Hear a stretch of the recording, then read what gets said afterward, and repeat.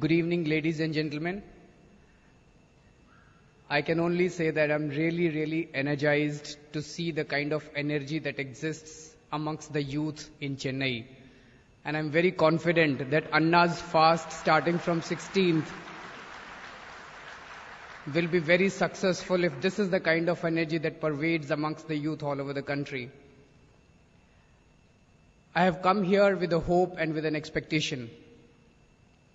A few days back, I was in Mumbai addressing an organization called Young Entrepreneurs Association, which was basically the children of almost the who's who in Indian industry. There was no speech. I started by asking one question, that how many of you are with Anna's LokPal bill? And many hands went up. Then I asked how many of you are with government's LokPal bill? Only 2 hands went up. Then I said, okay, let's have a question answer session. And I was quite surprised that most of the people in the audience had most basic questions about Anna's LokPal bill, which shows that the hearts of most of the people in the country are with Anna. People believe that whatever Anna is saying is right and whatever government is saying is wrong, but they don't really know what Anna is actually saying. They know that there is someone called Anna, a very simple man, very genuine man, a fakir, and who is fighting against corruption, who is fighting for some LokPal bill, but they really don't know what that LokPal bill is about. So after 1.5 hours of interaction with them, they were completely with us. So when I started my interaction, their hearts were with us. And when we ended the interaction, their heart and mind, both of it was with us.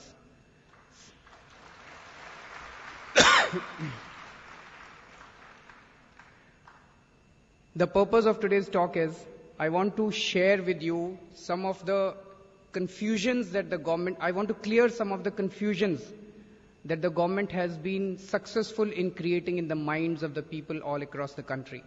They have thrown words at people, and the government is very good at it. Frankenstein monster, threat to democracy, parallel government, civil society representatives, they are not elected, tyranny of the unelected and unelectable. These words they have thrown at the people very repeatedly, so repeatedly that people are confused now. So the purpose of today's this thing is that I want to share with you what is government's LokPal, what is it that we are asking for. And if you really believe that what we are asking for is right, then I would really urge you to join this movement with your mind and heart. Why LokPal bill? Because despite so much of overwhelming evidence of corruption against so many people out in public domain, there is no chance of anyone going to jail. There is no chance of anyone being punished. You would say that already Kalmadi is in jail, Raja is in jail. They are all in jail only because Supreme Court is monitoring all these investigations. Otherwise, CBI on its own would never have taken any action in any of these cases.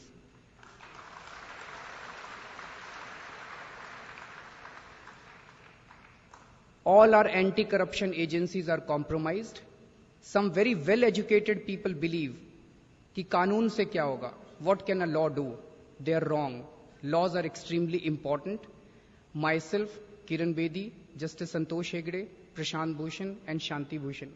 We studied all the anti-corruption laws in the last 6 months, and we concluded that our entire anti-corruption system is completely rotten. It is full of internal contradictions. I'll give you an example. CBI, before filing any FIR, before registering a case, before starting any investigation, any case, has to take permission from the same people who are accused in that case. It has to take permission from the minister of that particular department. So in National Highways Authority of India, there was an additional secretary level officer. He was raided by CBI. There was huge amount of unaccounted cash that was found in his house. But CBI could not register an FIR because they needed permission from Kamal Nath, who was the minister in charge. And obviously Kamal Nath did not give permission to register an FIR. despite the fact that so much of unaccounted cash was found in his house. This is the kind of system that we have, where we have CBI, which has the powers, but it does not have, it is not independent, and it has to take permission from the very same people who are accused in most of these cases. Second, we have CVC, Central Vigilance Commission, who has a total staff of 232 people, and it has to investigate corruption in 1,500 government departments, almost 40 lakh government employees. It cannot do that. And it is advisory in nature. In a few cases that it investigates, it can only make a recommendation to the government. And the government has to take a decision whether to take action in those cases or not. So the former Chief Vigilance Commissioner, Mr. Pratyush Sinha, I was talking to him once, and I asked him, sir, in the last 5 years of your tenure, in how many cases did the government accept your recommendation? And he said that whenever I asked for prosecution of that officer, that is whenever he felt that officer ought to go to jail, the recommendation was not accepted even in a single case. Whenever he recommended that the officer should be dismissed from the job, the officers were let off with a warning. So as Mr. N. Vittal used to always say, that corruption is a high profit, low, zero risk business in our country. And that is the reason that we have so much of corruption. We have multiplicity of agencies, but we do not have even a single agency which is empowered and which is independent of the government. Is there a way out? Yes, there is a way out. In Hong Kong, in 1970s, there was so much of corruption that there was a collusion between the police and the mafia. The crime went up very high, and lakhs of students came on the streets, which forced the government to set up an independent commission against corruption, ICAC Hong Kong. You can do a Google search and find out about them. ICAC was given complete powers, they were given complete independence, and they were given full resources. The first step that ICAC took was that there are 182 middle-level police officers. There were 182 police officers. They sacked 120 officers out of that. And a message went all across the bureaucracy that now corruption will not be tolerated in the country. And it is only and only because of ICAC.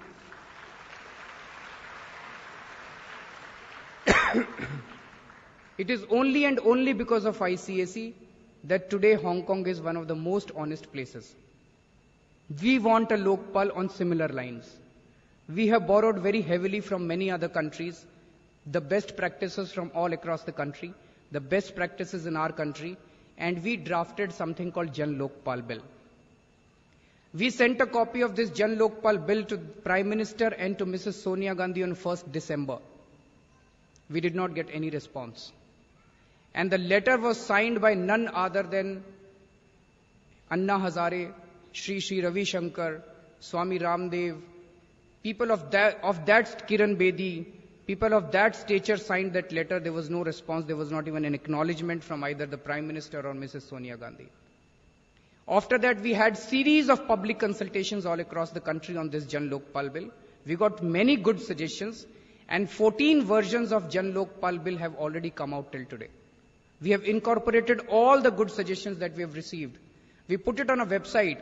We have received 3,000 suggestions so far on the Jan LokPal Bill. So it can truly be said to be the LokPal Bill drafted by the people of this country.